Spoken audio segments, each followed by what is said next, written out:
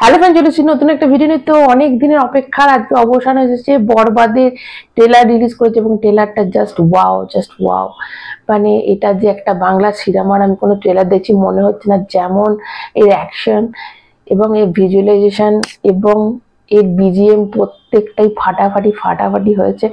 এবং যে আমাদের শাকিব খান, যে মেগাস্টার শাকিব খানের এই যে রুকি ব্রুটালিটি দেখাচ্ছে এবং ভীষণ মানে এটা যে কোনো একটা বাংলার, বারবার চলে আসে যে বাংলার আমি কোনো ট্রেলার দেখছি মনে হচ্ছে না, মনে হচ্ছে বলিউডের কিছু দেখছি। তো এতটাই ভালো যে, এবং শাকিব খানকে দারুণ লাগছে মানে যতটা ট্রেলারটা দেখলাম।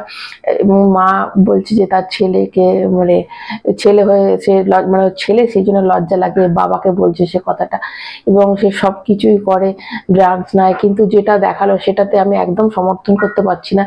যে এটা ধর্ষণকে মানে যেটা দেখালো, তারপর সে তাকেই হিরো, এটা কোথাও একটু মানতে আমার কষ্ট হচ্ছে যে হিরোকে সবসময় আমরা হিরো দেখি না, মানে সে ড্রাগস নিক যা করুক, কিন্তু ওরকম একটা নারীর উপর অত্যাচার সেটা কিরকম একটা লাগলো।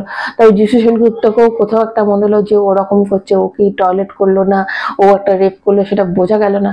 কিন্তু দুজনের যেটা ফেস অফ হবে, মানে দুজন ভিলেন, মানে মানে এও একটা হিরো প্লাস ভিলেন, আর এই হচ্ছে পুরো ভিলেন, এরকমই একটা মনে হলো।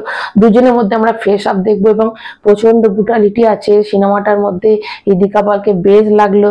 ইদিকা পালের এখন বাজার পরপর দেখো, এই সিনেমাটা দুদিন আগেই খাদানের মতো সিনেমাটা ভীষণ ব্লকবাস্টার হওয়ার পর আবার মানে অবশ্যই শাকিব খানের সঙ্গে তার এটা বোধহয় সেকেন্ড সিনেমা, এর আগে করেছে, তা এখন এটা সেকেন্ড সিনেমা। তো শাকিব খানের সিনেমা তুফানকেও হার মানিয়ে দিচ্ছে এতটা। এবং তখন যখন বলে না সাইলেন্স, মানে দারুণ ব্যাপক লেগেছে। শুধু ওইটুকু পার্ট যদি বাদ দিয়ে যা হয় তাহলে কিন্তু বাকিটা ভালো লেগেছে।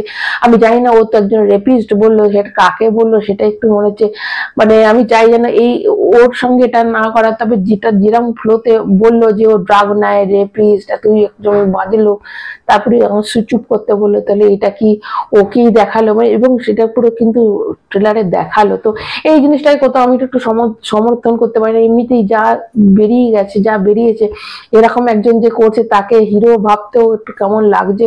তো ওই পার্টটা যদি বাদ, আমি চাইবো ওই পার্টটা কেন ঢোকালো জানি না, কিরকম ওই পার্টটার জন্য কোথাও একটা নেগেটিভ লাগছে। বাকি ওভারঅল কিন্তু আমার বেশ ভালো লেগেছে। তোমাদের কেমন লেগেছে অবশ্যই কমেন্ট করে জানাবে। এবং মেহেদী হাসান হৃদয়ের দারুণ কাজ হতে চলেছে। এটা ওয়ান অফ দ্য মানে বেস্ট কাজই বলতে মানে বলা যেতেই পারে। এবং শাকিব খানকে দুর্দান্ত লাগছে, মেগাস্টারকে নিয়ে আলাদা করে তো কিছু বলার নেই। যেমন লুকটা যেমন করেছে দেখো, অনেক জায়গায় কিন্তু আমার অ্যানিমালের সঙ্গে একটু মিল পেয়েছি। যেমন সে হেলিকপ্টারের মতো উঠছে, যে চুলটা কাটিংটা, ওটা অনেকটা আমার অ্যানিমেলের রণবীর কাপুরের মতো। তারপর সেই গায়ের যে রক্তটা রয়েছে ওটাও কোথাও একটা একটু মিল পেলাম। তো ওটা ইন্সপায়ার হয়ে করেছে। দেখো ওটা বলেই ছিল যে অ্যানিমেলের মতো হবে, তো কোথাও তো একটা আভাস অবশ্যই দেখা যাচ্ছে।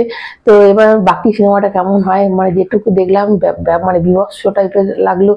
তো মানে অ্যানিমালও রণবীর কাপুর অনেকটা ওরকমই ছিল, তো মেয়েদের সম্মান করতো না, তো এখানেও ঠিক ওরকমই সে দেখালো। তো সিনেমাটা যে একটা দুর্দান্ত সিনেমা হতে চলে, যেন রিমেক না হয় তাহলেই ভালো।